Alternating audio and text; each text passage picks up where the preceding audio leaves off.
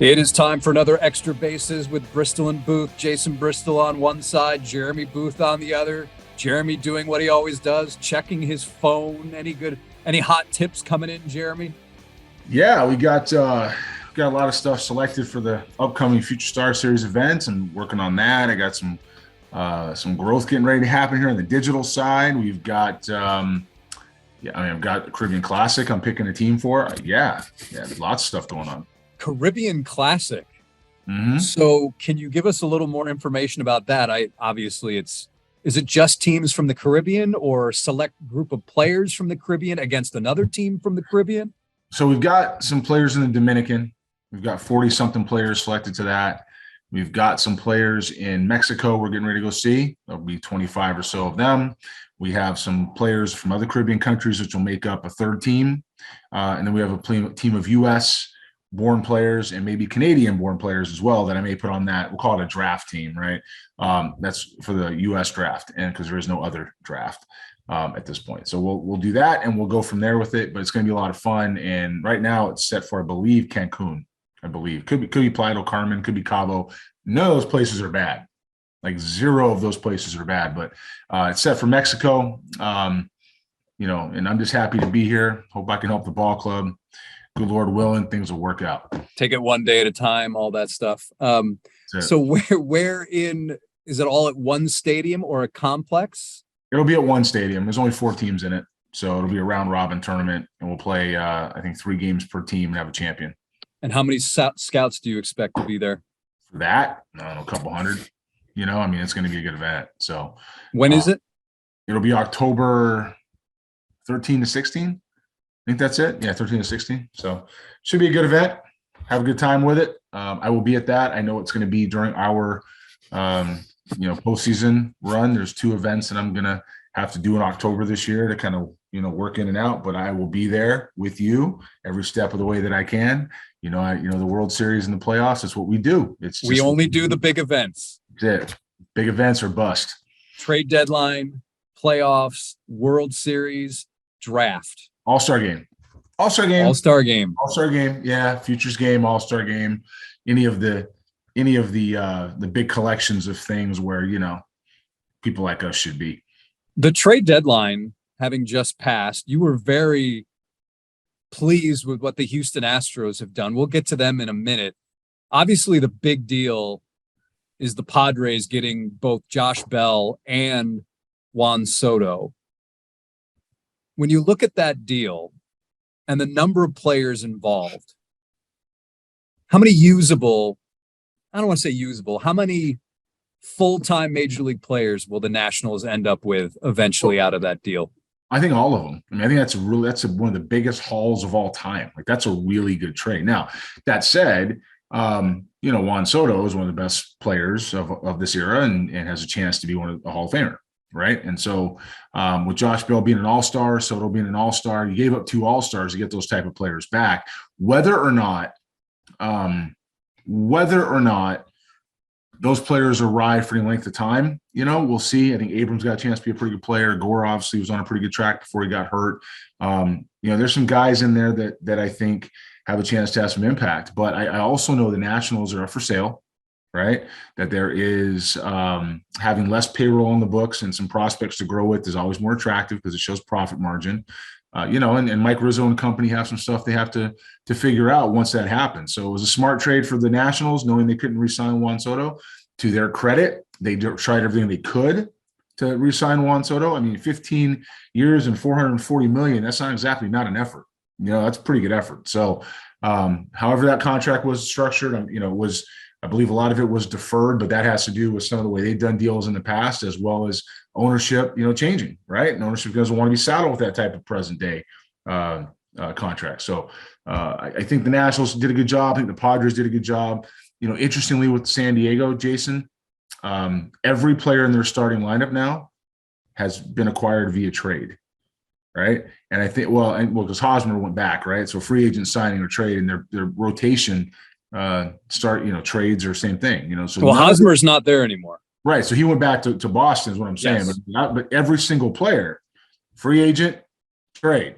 None of the players in the big league level were developed within the system. So here's the model that finally these guys have revealed themselves to have. And if you're paying attention, you knew this before.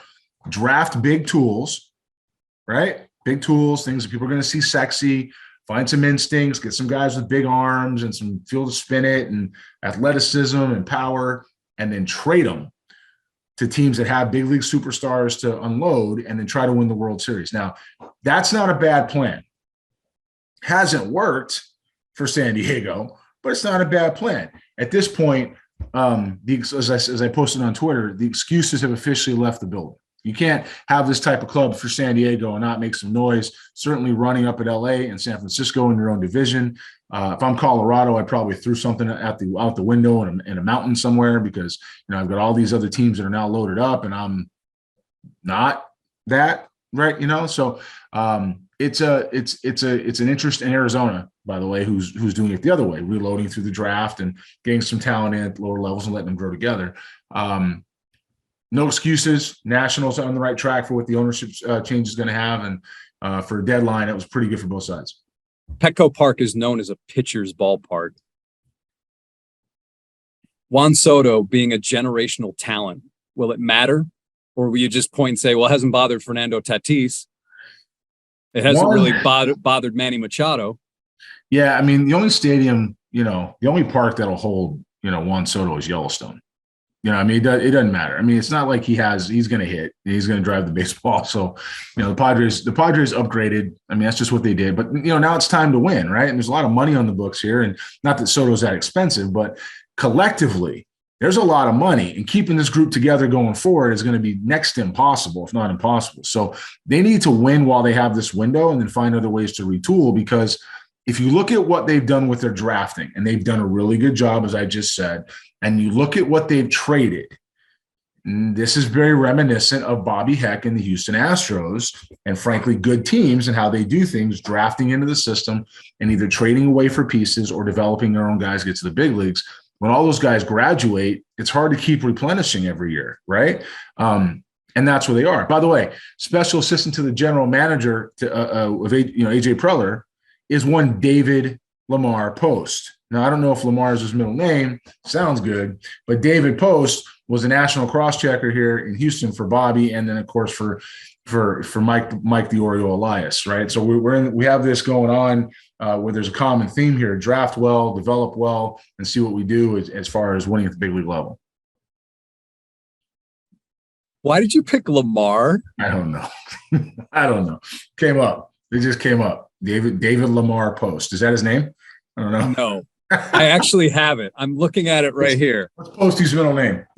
I'm going to give you two other chances to get it, because Lamar, as far as the first letter of that middle name that you somehow picked out of the air, is in the neighborhood of what is in the neighborhood. But I'll give you two more choices. I'm going to say Michael. No. Wait a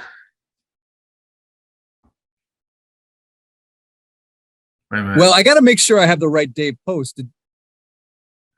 Did this David? This is David Post, who played professionally in the Expos. Okay, yeah. Edward.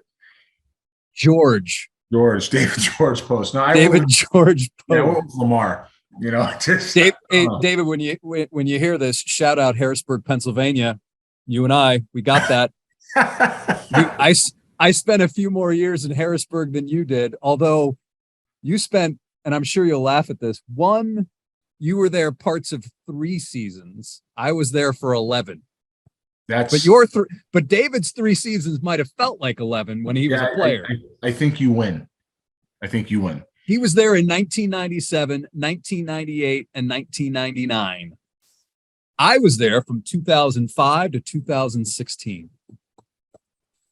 We both experienced Riverside Stadium, which is not the name of it anymore. But is it still there? Yes, has a new name. It was upgraded a few years ago. They renovated it. It is also one of the, if not the only, baseball stadium in the U.S. on an island. So when you're in Harrisburg, You can literally say, yeah, you're on an you can pull that off. Well, yeah, so it's on an island. It's in the middle of the Susquehanna River. It's actually called City Island, and it connects the east shore of Harrisburg and the west shore of Harrisburg. It's fitting. That's fitting. For a scout, that's fitting. You're on an island. You're on an island, Lamar. Okay. All right. David Lamar Post. Lamar Post. That's right. All right. Does San Diego have enough pitching? Guess we'll find out. I think they got enough. I think they're going to slug their way into whatever they're going to do. Now, if these guys don't stay healthy, we have a bigger issue, right? Then it doesn't matter. But they've got everything they need to win a World Series now. And I know that that's what their goal is. Otherwise, they're not doing this. They're not doing these trades just to stand by and, come in second, right? Or third. They're doing this to win the ring. So you got to give people credit who go all in to win a ring. And every team is different.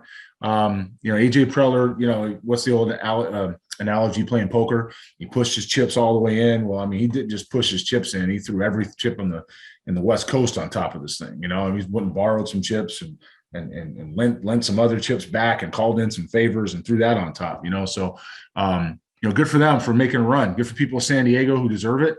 Have the Padres ever won a World Series? I don't think they have, right? Never won a World Series. And growing up in Los Angeles, you didn't think much of the San Diego Padres because you had the Dodgers and you had the Angels you had the Dodgers at the time. And so, you didn't think much about it, but at the same time, people of San Diego are great. It's a great city. It's a great area. They deserve it. They deserve it. And it's good to see the front office taking those steps.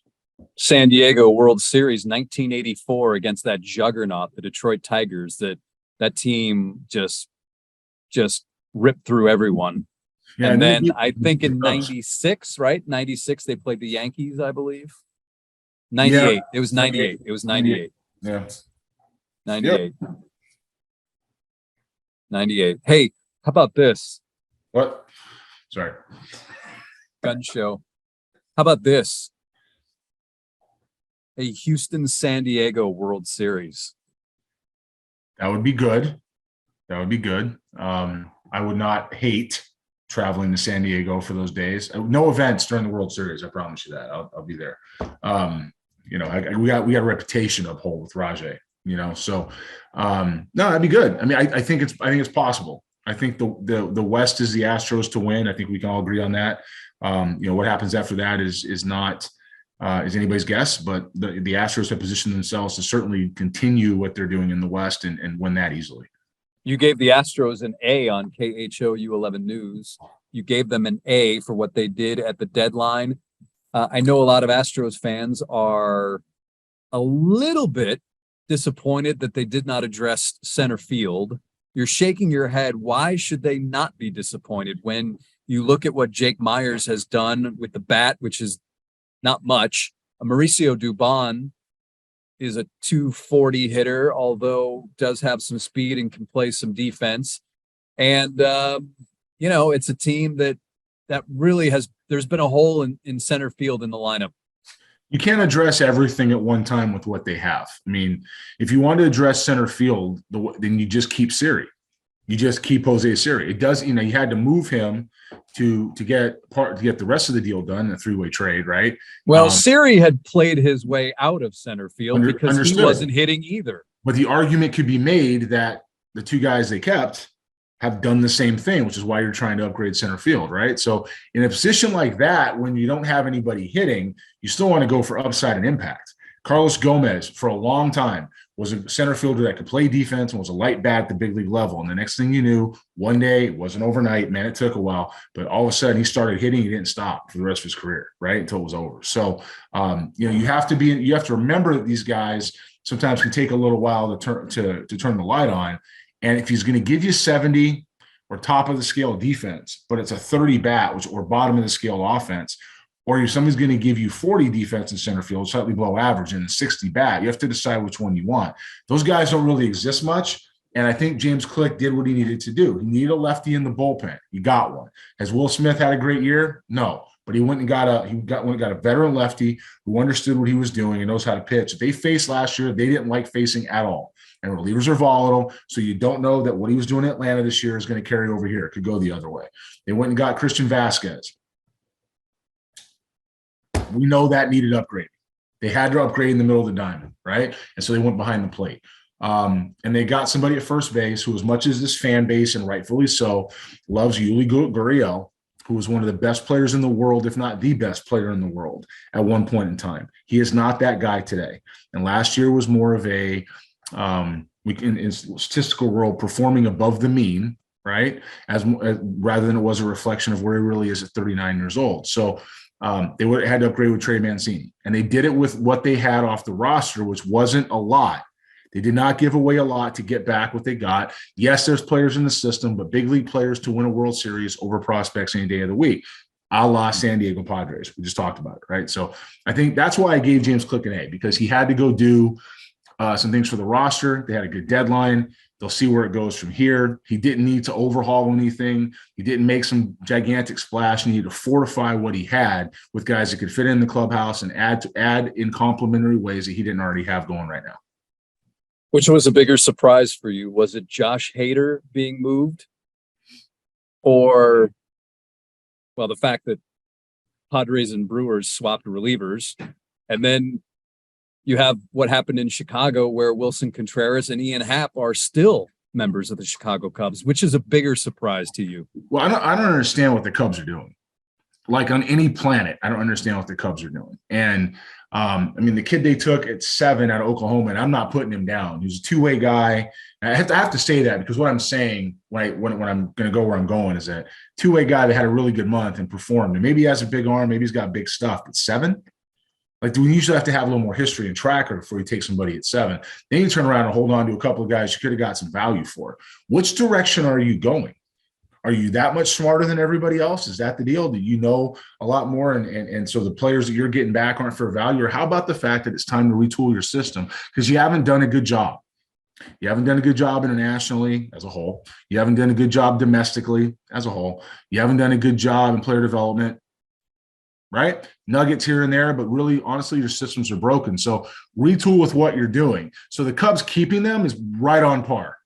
That's right on par with what they're doing.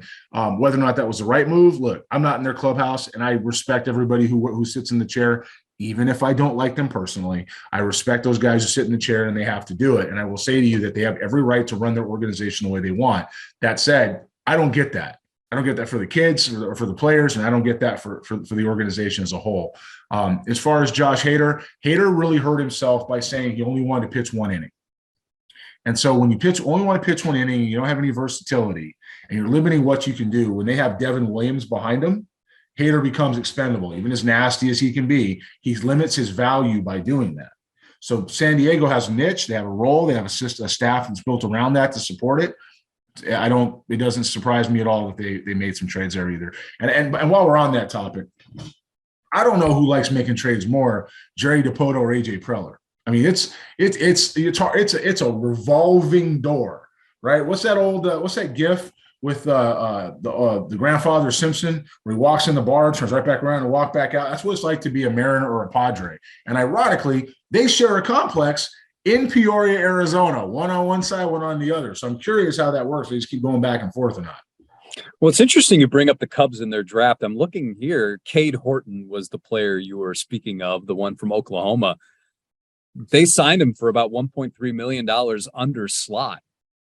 Now they took the rest of that money and then gave it to their second pick, Jackson Ferris. They signed him reportedly for more than $3 million when the pick value was $1.6 million. So by coming in under slot on the top pick, they were able to work a few other signings. Apparently Ferris was Chicago's number 1 target in that second round, according to their vice president of scouting, which I'm reading here on MLB.com. Take him at 7. Now, I'm not doubting the strategy, but what I'm saying is that there's other players you could have had at 7 for similar money besides that guy, right? And it's nothing against the kid. I'm not putting the kid down. It's 7th pick in the country. He's got a chance to be a big leaguer, and he got paid, and he's got electric stuff, and good for him. But 1 month, That's tough, man. You have Brooks Lee, you have Cam Collier, you have all kinds of guys sitting on the board looking at you in the face that are generational type bats. And both those guys, I feel comfortable saying, are generational bats. I think that's one you look back on in a few years, and you know that I'll be here with you going ahead looking back on it, just like we look back at Noah Naylor, versus the Bratwurst. You know what I mean? We'd look at both of them and see what's up. And Jeremy, 30 seconds. What did Vin Scully mean to you growing up in LA? I can sum it up this way. I remember being about 8 years old and laying down or sitting with my dad in the den. And he said, "Hey man, lay back and close your eyes and listen to Vin Scully." He said, "You can listen to him and you can see every play and every pitch and every player. And he just paints the picture for you. You don't have to watch the game." And he did. Vin Scully raised us on the baseball field, basically, not just across the country, but in Southern California. He's synonymous with LA, very fortunate. And it's a time marker. It's a time marker in baseball for all of us, I think. And, he meant the world to the city I grew up in and obviously to the game as a whole. For me, it was that Saturday game of the week on NBC. All righty. Vin Scully, baseball will miss you. For Jeremy, I'm Jason. Of course, you've been listening to another Extra Bases with Bristol and Booth. And by golly gee whiz, this is weekly again, Jeremy. We're back.